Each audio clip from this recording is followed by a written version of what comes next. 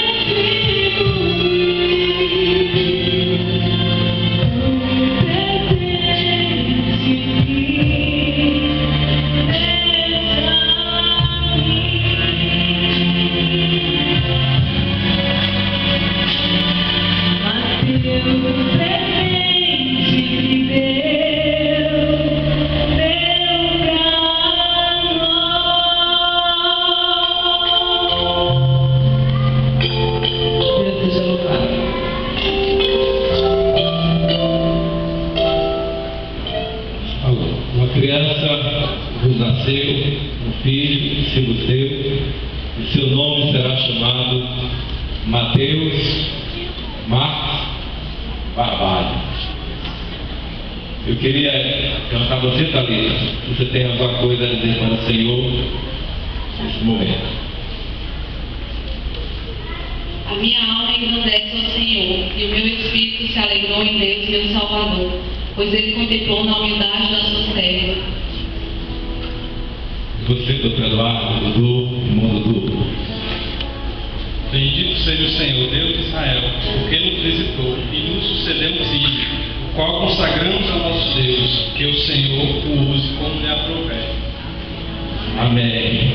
Eu quero convidar a família, os avós, que vêm aqui à frente. Agora nós vamos orar ao Senhor, consagrando a criança ao nosso Deus. Eu vou pegar.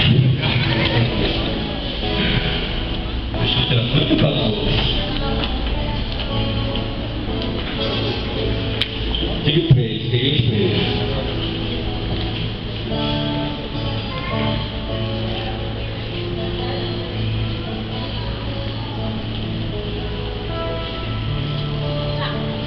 Oremos, irmãos. Senhor Deus, nós tocamos nessa criança, ao mesmo tempo nós dedicamos-la ao Senhor. Ela te pertence, ela é tua, o Senhor lhe deu vida, o Senhor o amou, o Senhor tem um projeto de vida para ele. Meu Deus, Mateus é consagrado a ti nesse momento. Toma de conta de sua vida, Senhor Deus, de seus pais, que eles eduquem no caminho, Senhor, do Senhor. Que a tua palavra seja sempre o norte na sua vida. Que ele, ó Deus, medite nela dia e noite. Ó Deus, essa criança agora, Senhor, nós dedicamos a ti no nome de Jesus. Amém.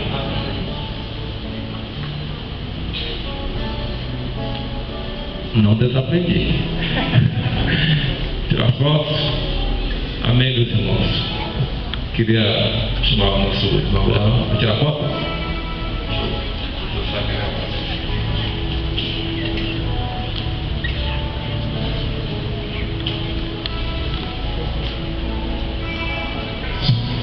Muito bom, né?